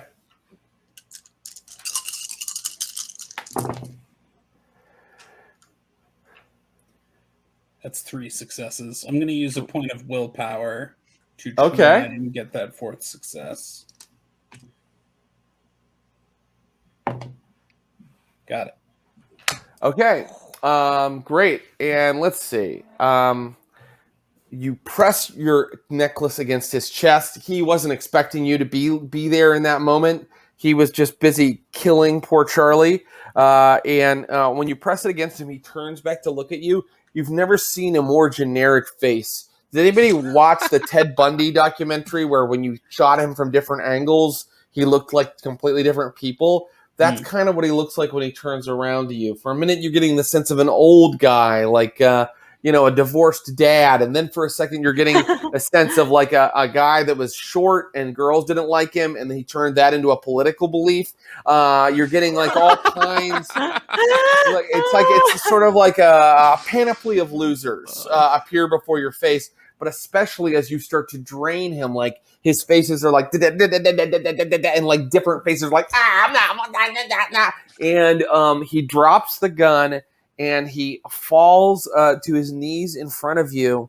And you can tell that like he's even losing a little bit of structural integrity, like pieces of him are slawing off. And the slogan on his ball cap can't really keep straight. It says, America, keep bub.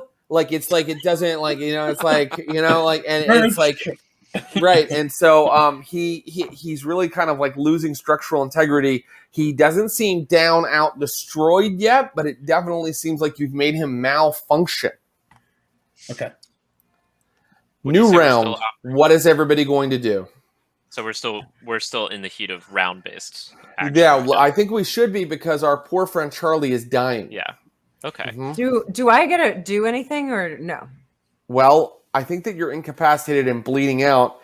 And in this game, it's your turn. So let's look at what situation poor Charlie is in. I mean, the magic that I have, it's not a lot. It's mind magic, but I do have some life magic. And you can't control it right now. I can't control it. Yeah. Mages, the problem with mages is unlike vampires or werewolves, which are the two of the other game lines in this world, mages are just people. They can survive a gunshot, but they have to prepare for it. And you see, our friend Maria has been around enough violence that she was like, "I need a riot shield." But Charlie's just sacrificed herself to save Avi, which is kind of amazing. Let's see. So if I can, when I got shot, I might just turn around as quick as I can and just at least plea for Erlenmeyer help. Right. Right. So I think that in your turn, this presence is around you, but the others can't see it, and neither can you. You're unconscious, but this conductor is standing over you, and I'm just narrating this. This is what the audience would see. The black lines kind of shift away, and he kind of looks behind him out to the parking lot where the 2 people were earlier when Maria kind of scanned. And he seems to be kind of like released from whatever was binding him now.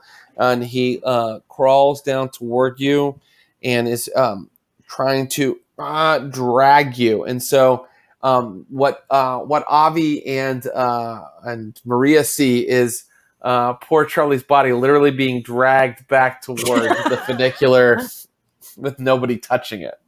And so I will ask them, Maria, what are you going to do this round? Can I get just a quick sense of spacing? Spacing? Sure. You are directly outside of the funicular. Charlie is a little farther away from it, kind of standing in the middle of the space between where you'd queue up in line and the ticket booth. But her body is currently kind of being slowly dragged back into the funicular. And our friend Avi is right outside of the ticket booth, where kind of Liam posted up, and he has Liam on his knees in front of him. And for when we're using willpower, are we allowed to Yeah. re-roll? Like, let's say we would normally have a paradox backlash. Can we like re-roll 10s? Can we re-roll any dice or only fail dice? Only failed dice, I believe. Okay. In that case, Maria, who just saw her friend get shot and is really fucking pissed off and like desperately wants to just go like fucking pound this goddamn robot, but she can't. She has to take care of her friend first to make sure she is stable. And she, I think, watching the body dragging towards her, she's like, I don't. She knows what spirit magic is. Like, okay. I think she's just gonna like plant her shield, like plant it in the ground, and this might be multiple turns. Hopefully by this time, Charlie's body has dragged all the way behind the shield, or she can at least like jerk it the last couple of feet, and she just is gonna try to do like normal ass first aid, non-magical first aid, and try to just stabilize Charlie. Okay. Very good. That's a great idea. And we'll roll for that in a minute. And what about you, Avi? What do you do? It seems like draining Liam is working, and I'm going to keep doing it. Okay, I'm not going to make you roll magic again, because I think that would be kind of double jeopardy. I'm going to rule that if you just roll for paradox, you can just keep this effect going. That's a little non-standard. Well, how many successes did you get before? 3? Yeah, you did. It was 3. So I'm going to say that. 4. Oh, I had to re-roll 1. Okay, no problem. Required. You got the required, but I'm gonna rule that if you just spend a point of willpower and roll for paradox again, you can just kind of keep draining him. Does that sound good? Yeah, it sounds good. I feel like it's like this energy is draining into Avi. I don't know what sort of. Oh yeah, well, I don't know what would happen if a mage draws in too much quintessence. Yeah, but I think that is what is happening. Okay. Like Avi's tattoos are like glowing with light, and you can see like his blood vessels and arteries, like his chakras are lighting up, and his eyes are glowing, and we'll see what happens. That's awesome. Okay, great. Go for it. Roll that paradox. Did you get any more? I did. I got 1 paradox. Okay. So here's what happens. You are sucking in all of his energy, and now even the appearance of a human falls away, and you see you're dealing with a colony of almost microscopic little metallic mites, and they're all crawling over each other, and his hand reaches out, and the mites sort of fall apart, and it's kind of like a sand castle getting melted by the ocean. You're now looking at like an oozing puddle of metallic mites that are all crawling over each other. But even they are starting to go kind of dark and inert as you do this. However, Avi, you are filled with a certain type of quintessence, a quintessence that was coming out of this node currently. And I can tell you that this does trigger a fugue state for you, because Avi, the quintessence that was in this node up here was tainted. And it was somehow tainted. And so you are going to take a bunch. You're going to get rid of any paradox you had, because I think the quintessence gets rid of that for you because you sucked it up really quickly. But your attitude and your persona have become really tainted, and I'll let you role play that. Also, you're not going to remember your actions for a little while because of your fugue state flaw. Oh my God. Okay? Yeah. The gun in your pocket is itching to be used, Avi. Okay. That was that round. Oh, no. Let's roll for the first aid. Go ahead, Maria. Yeah, I rolled 3 successes, two were 10s, so either 5 successes or a critical. I don't remember. So that's a critical? I got 2 Okay. 10s. Well, she was hurt so bad that she was at an aggravated level of 5, which means mauled in aggravated land. She literally had 2 more aggravated health levels, and her character would be dead. You've managed to stabilize her, but unless you get Charlie to a hospital or do some wildly powerful healing magic on her soon, her condition is not going to worsen. You've stabilized her. Okay. But Great. she needs medical attention. And you did that where after this disembodied voice has dragged her into the funicular. Let's leave turn units now. You have no spirit magic, right? Me? No. Okay. I have mine. Charlie, you are Spirits have unconscious. mines. But wherever you're at, the conductor is sitting with you. Charlie, actually, you awaken and you feel like you're in the funicular and it's kind of going down, but it's just you and the conductor in the funicular. But it's not going down into the city of Pittsburgh. It's going somewhere else, somewhere dark and quiet.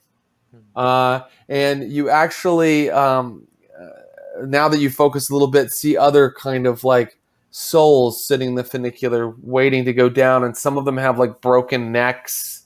And one has track marks up its arm. And the conductor is sitting with you as this funicular goes down into the quiet depths of Hades.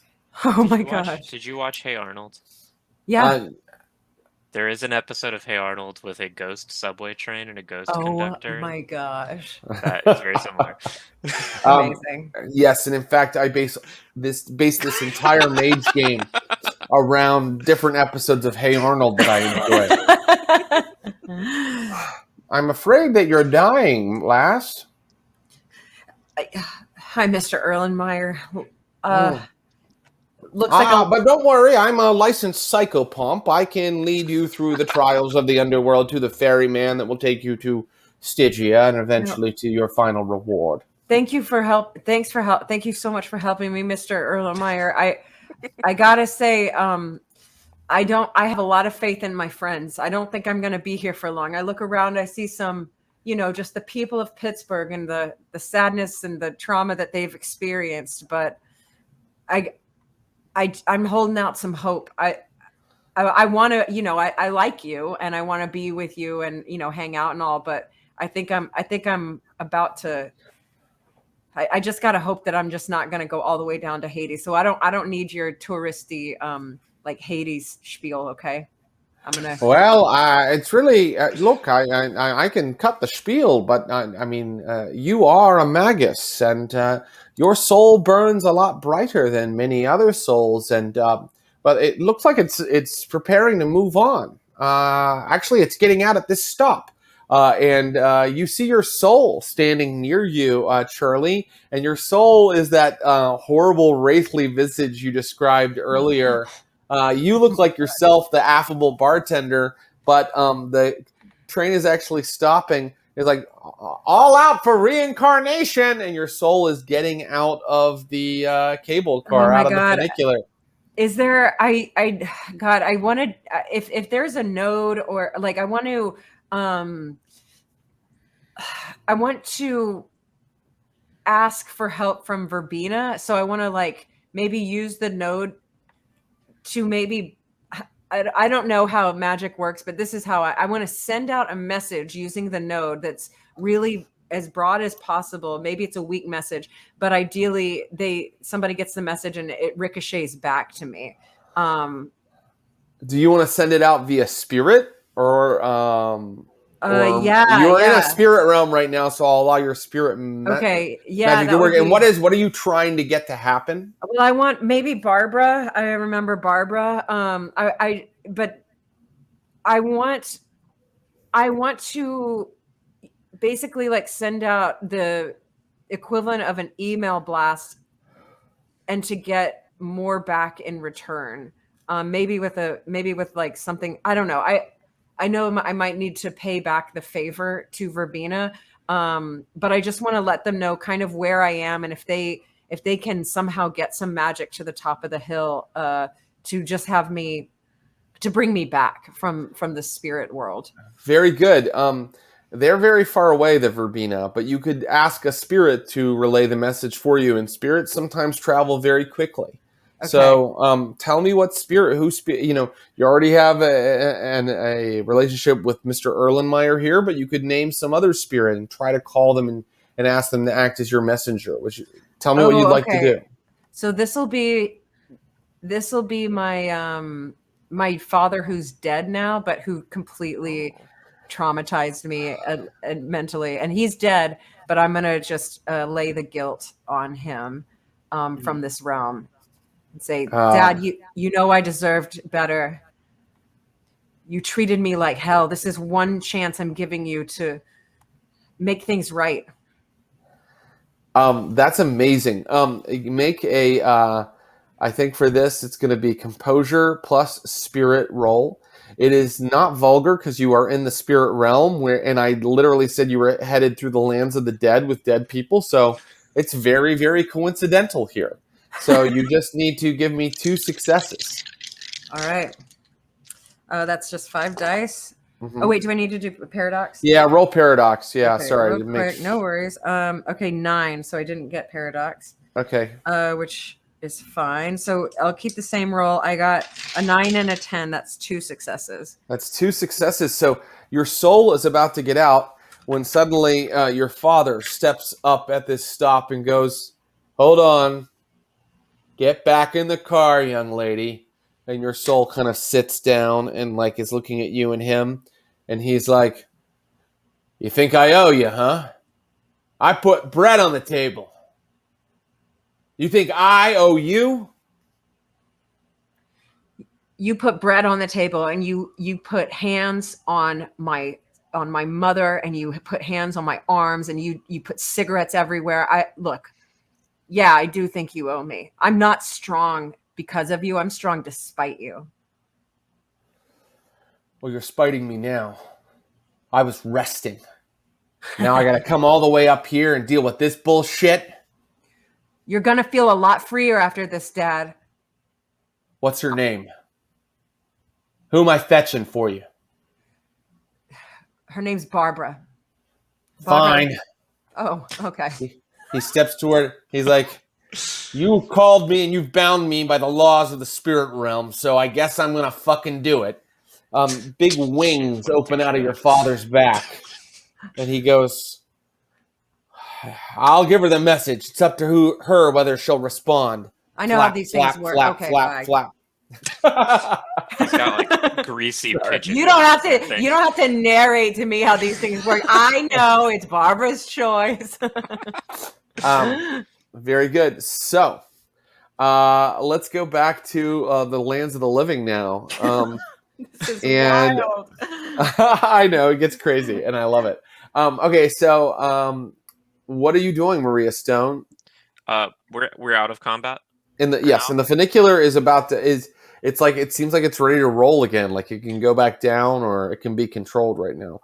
Yeah. There's also a couple little buildings and sheds up top connected to the ticket counter that could be kind of looked at. If there's an obvious just down lever, I'm pulling that. Otherwise, while I'm doing that, I'm guessing we watched Charlie invoking the spirit, even though I can't see it. Or can it still hear me if I'm like, yeah, so hi car, can you just go down, please, fast? Okay, great. And Avi, are you getting in the car or are you doing something else? Oh, I'm not staying in the car. Oh, you're sending Charlie's body down by itself? So my plan is to send the car down by itself while calling Annie and being like, "You need to get to the bottom of the funicular now. Charlie is dying." Okay, but, that's what you do. Avi, what do you do? Yeah. So I'm in a fugue state and filled with tainted magical energy. That's correct. My eyes are glowing. There's black light coming out of my mouth, and I think I'm slightly levitating off the ground. I think you said that the gun was itching to be in my hand, and I think it is. and there's like smoke rising from my hand as the metal is somehow super hot now. Oh. And I think whatever is inhabiting Avi wants to kill something and is taking off after the other person who fled. Using his time magic to go super naturally fast. Okay.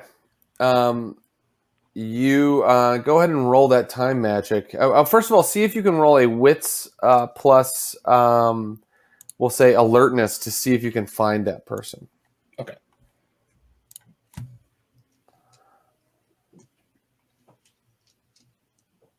I think I can just maybe smell their soul. Let's give it a shot. Yeah, sure. Soul? Cool. Wits plus alertness.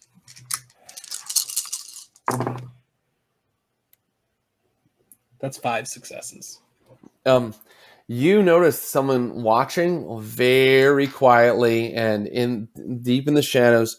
Looks like a man experiencing homelessness, wild hair, wild beard. But he isn't just kind of going about his day. He's kind of like carefully watching you from probably 200 yards away, kind of like tucked around the corner of an alleyway. And he matches the sort of general. Well, he's alive and he's very close to the train station right now. Nobody else is. Okay, yeah, Avi's going. Time magic to get to him instantly? Yeah.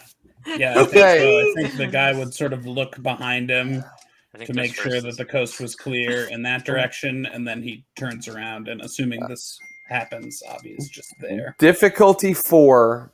He is not a sleeper because he doesn't count as a sleeper witness.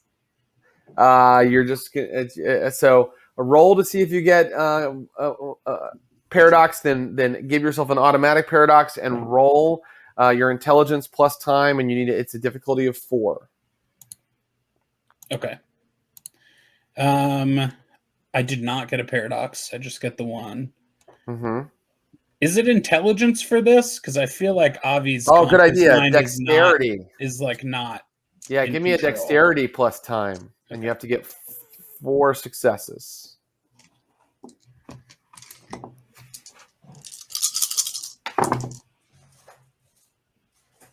That's 4 successes.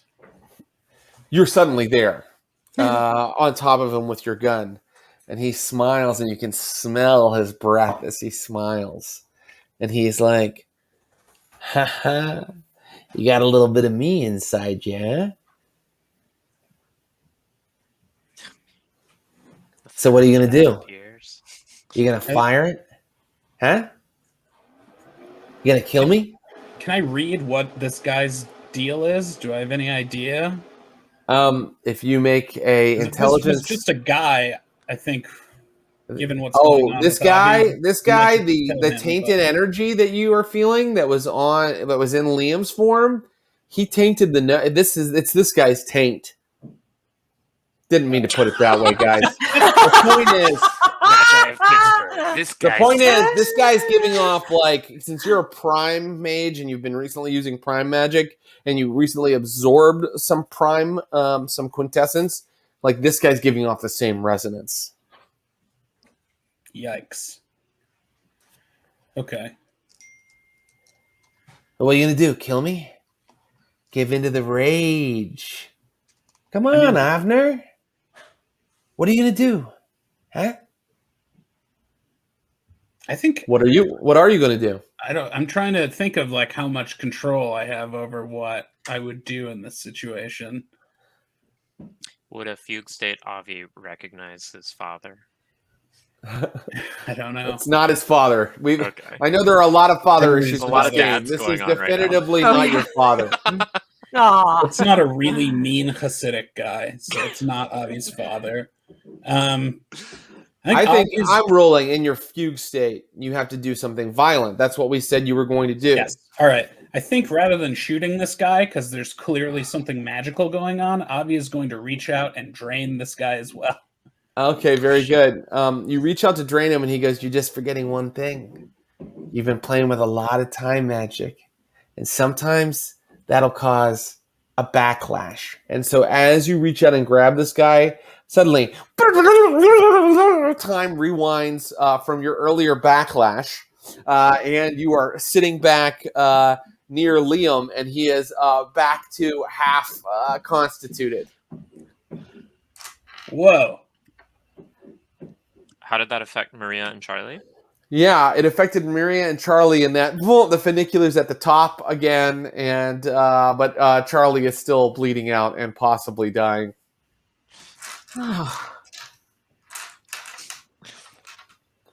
Okay. I'm gonna give a little narration now. Yeah. That's how that guy got away. Who was he? Find out next time. But What? Yeah. in the meantime, the funicular gets to the bottom, and the QLF isn't there yet. But only someone with spirit magic would notice, like, suddenly in another place where it's gotten really dark in the car and you're sitting there with your soul. Suddenly, like, okay. Barbara gets on in her Steelers sweater. And hello, Erlenmeyer. Barbara? She sits down beside you and is like, what the hell happened, kid? The short answer is we tried to take on the technocracy by ourselves. Well, yeah. See, that's why I hide from them. Okay. I'm not actually with your body. But Are you with your cats? Do you have your cats nearby? oh yeah, I'm out at Gravity Hill. Your father's an asshole, by the way. Yeah, I mean, thank God we can say that in past tense. He was an asshole, and I mean, yeah, he is. Yeah, he's not. Most ghosts are assholes, aren't they? I don't have as much experience as you do, but yeah. Being dead, it just it pisses you off. All right, let me see what I can do from far away. Thank you, Barbara. I owe you. Here, honey. She takes out a thermos, a Steelers thermos. Drink this. Oh, okay. God. It tastes terrible. It tastes like blood. Oh, shit. Okay, here we go. Vampire mages of Pittsburgh. Yes. Yeah, seriously.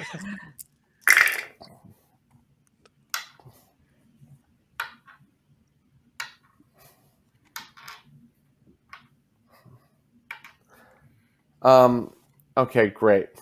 You took 5 aggravated from that. It is now just lethal. So I'm lethally mauled? You are still incapacitated, but you're not like structurally about to just be dead. And if you want, you can come to. Yeah. So what on the character sheet, do all the X's go away and it's just the slashes? Yeah, let's just do the slashes. Yes. Okay. Yeah, I'll be awake, but yeah, I would welcome the QLF's help, obviously. And in fact, pretty soon Annie and a couple other QLFs are there, and they're kind of taking care of you. And do I experience like almost the way that my dad he was like, I pledged or whatever? Like, do I feel an obligation to Verbena at this point? Like, I don't know, except if I feel like even in the real world, accepting a favor from someone is very much like a bond of friendship. So this is such a favor that I don't know, I would feel like, well, I think this whole orphan cabal thing might shift to, oh, I better get initiated real fast. Yeah, it's interesting. I mean, one thing you might realize that is if you hadn't gone and visited Barbara and, drank tea with her and sort of made that connection, she couldn't have worked at a distance for you. Okay. And so your injuries may have been way worse. And I like where your mind is going. I can tell you this. In your backgrounds, you add a new background because you have come face to face with your soul, and you have been through what is called a seeking. And so because we are not playing this like, XP for XP, because we're not playing Magi all the time, you're going to go ahead and take an avatar background of 1 right now because you just kind of met your avatar for the first time. Oh You my can now gosh. talk to your soul occasionally, and I'm moving your arete to 2. Because What is arete? your arete will allow you to spend willpower to get like more benefits on spells. You can sort of supercharge your spells with it, but it's right there in the center of your sheet. I see. Oh, cool. So Charlie, by having a near-death experience, has kind of increased in her magical power. And so now we've come to the end of our session, and I'd like to let everybody have a coda. You kind of just set a very quick scene, describe something that happens to your character in the aftermath of all of this. I think we'll end with Charlie because she has been through a lot this session. Let's start with with the person who did her best to protect everybody and in fact succeeded more often than not. Maria Stone, how would your story end for today? Can you tell me what's happening? So, like... No, I can't. I want you to set the scene like we did in the beginning. So you've heard what happened. You've heard that we don't need to know exactly what moment it is or where everyone's standing. At the end of the story, what does your character do? Okay, but what I do need to know is Liam still a half-formed pile of metallic goop that Avi's next to? Oh, yeah, he is. Okay. Yeah. Maria has called Annie. She sent her possibly dying friend down the funicular, and as much as she'd wanted to go with him, she has seen Avi glowing and is like, this cannot be good. She has known Avi long enough to know what can happen when he is thrown off kilter, and just experienced that time thing. I think she is just like standing there, the funicular descending beneath her, looking at this glowing Avi over this half-formed Liam, and I think she is just like,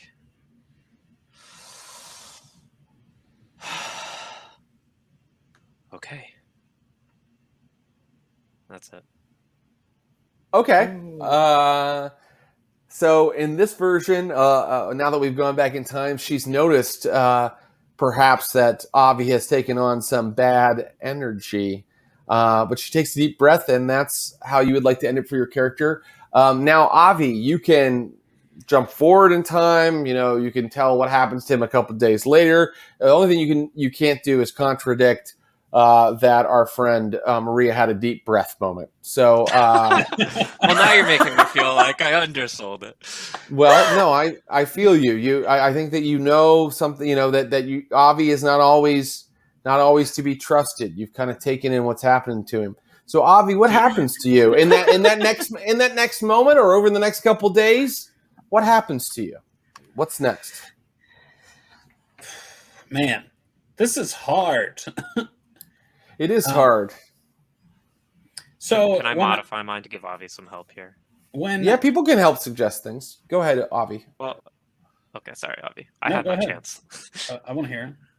Well, deep breath, okay. And I think I don't want to leave this moment where Liam is half-formed goop because it feels so unresolved to me.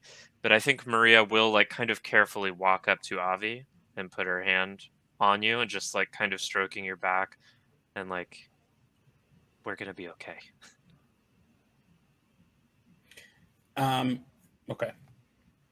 When Avi returns from his encounter with whatever that was, is he still filled with crazy magic? No, he hasn't quite gone that far yet. And he's not going to remember any of this because he has activated the fugue state, but he hasn't quite absorbed all of Liam yet, which kind of tainted him. Sure. I think Avi just sort of... I'm not sure what happened, so I think Avi is suddenly exhausted and just collapses. Okay, great. So the Liam entity... This is what I'm ruling, guys. The Liam entity, Avi doesn't quite go all the way toward draining every bit of drop of juice from it this time. The Liam entity kind of curls up on itself and starts slithering away, and a million little droplets and globules sliding into the cracks and crevices of the funicular and the surrounding sidewalks, and is gone. And Avi and Maria sit there, holding on to each other and thanking their various gods that they're still alive. And now, finally, what is the coda for Charlie Messer? It can be in that next moment, or it can be the next day or the next week.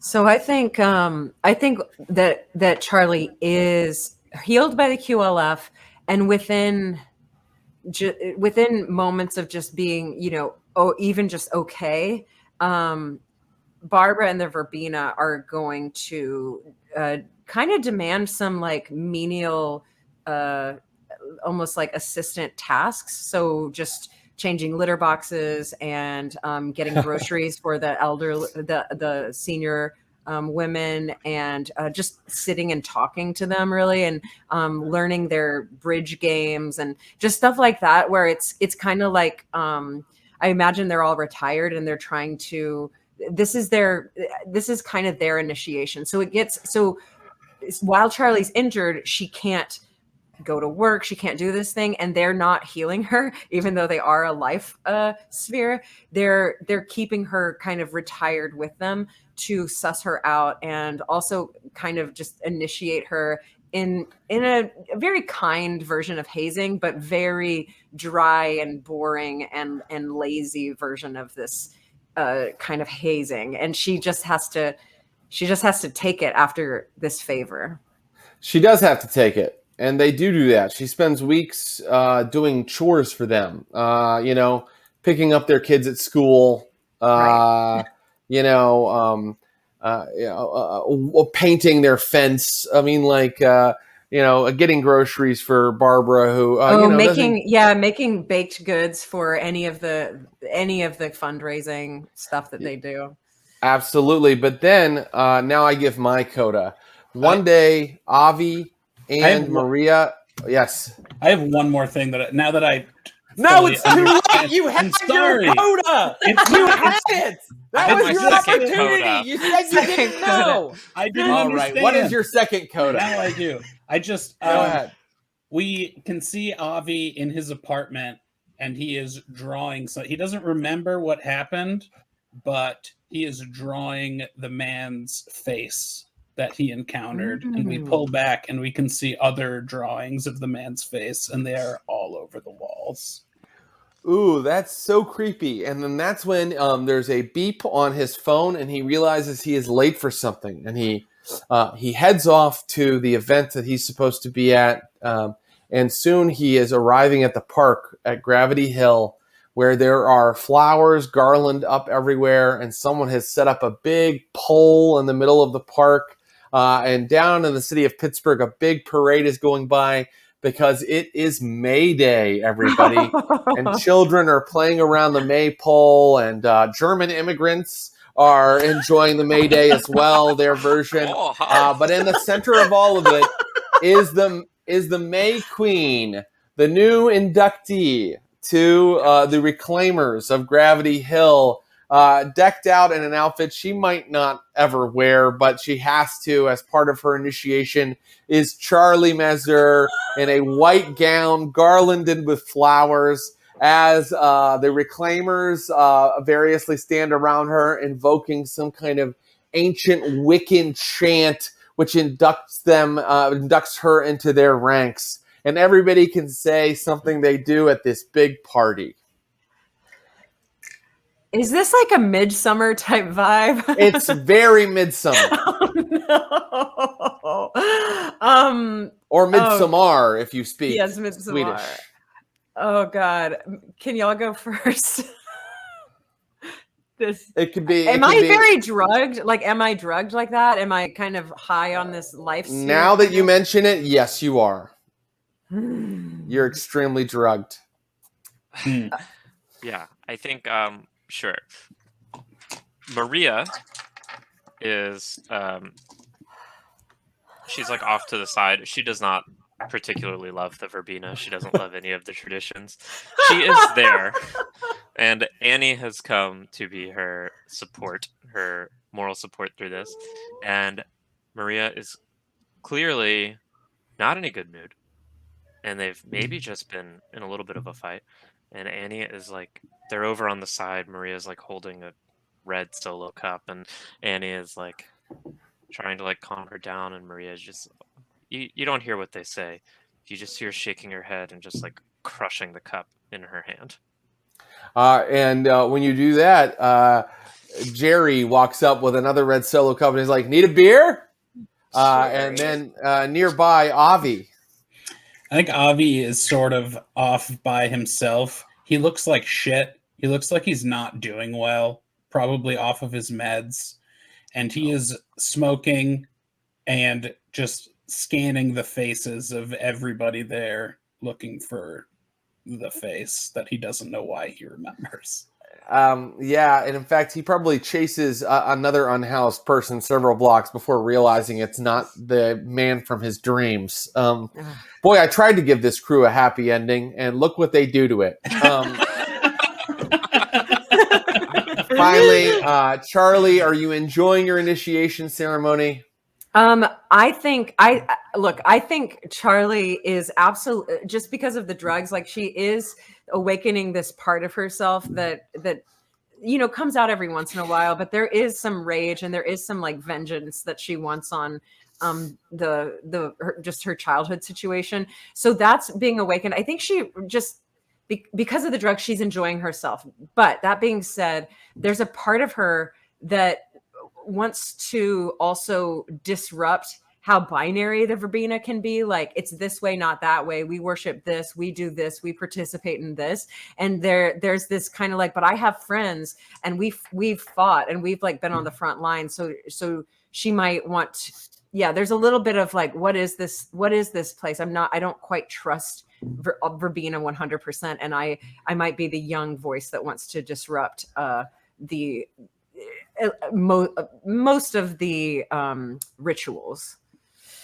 Great. And so when it comes your turn to speak the old litany, Widdershins around the maypole, you sing like a popular song instead of the chant. Maybe something that you've listened to on a May Day that you remember. I'll sing one of my absolute favorite songs, which is Bang Bang by Jessie J. Bang bang into the room, you know you want it. Bang bang all over you, I'll let you have it. The Reclaimers look at each other like, what the hell was that? It's a power song. It's a power pop song. Light and peace and power fill Charlie, and that is where we will end for today. Nice work, everybody. Amazing. I didn't know we were going to go into the underworld today. That was so exciting. That was very cool. I didn't know I was going to get so. I'm glad you were like, let's keep playing and stick with me, because I was like, killed. Excuse me. I know. Very stressful. Very stressful. I murder characters, but I trusted you all to handle that. Sometimes characters actually die on my streams, and boy, I want everybody to know I do get how heavy that is, because even if we're acting silly and going like, I'm joking around, wisecracking while we play the game, you've put a little bit of yourself into that little avatar of yourself you make. And when it gets hurt, it hurts. So thank you, Amy, for awesome role play today. And you, Sarah and Aaron as well. That was really fun. Thank you guys. That was a blast. Yeah, thank you so much, Jared. We love our Magi. We love our Mage the Ascension. Oh, it's on the bookshelf here somewhere. Go and grab a copy from Onyx Path. They have the Mage 20th Anniversary Edition. Find these fine performers on their socials somewhere. Listen to Amy's albums. Find these guys. Tell them how much you've enjoyed having them on our stream. I want you to let them know we're so grateful for their time. Until next time, guys, we'll say bye-bye. And I'll say bye-bye to you, the viewers. Hope you enjoyed this little replacement for our vampire stream. We'll see the Magi again, I'm sure. Hell yeah. See you guys later. Bye.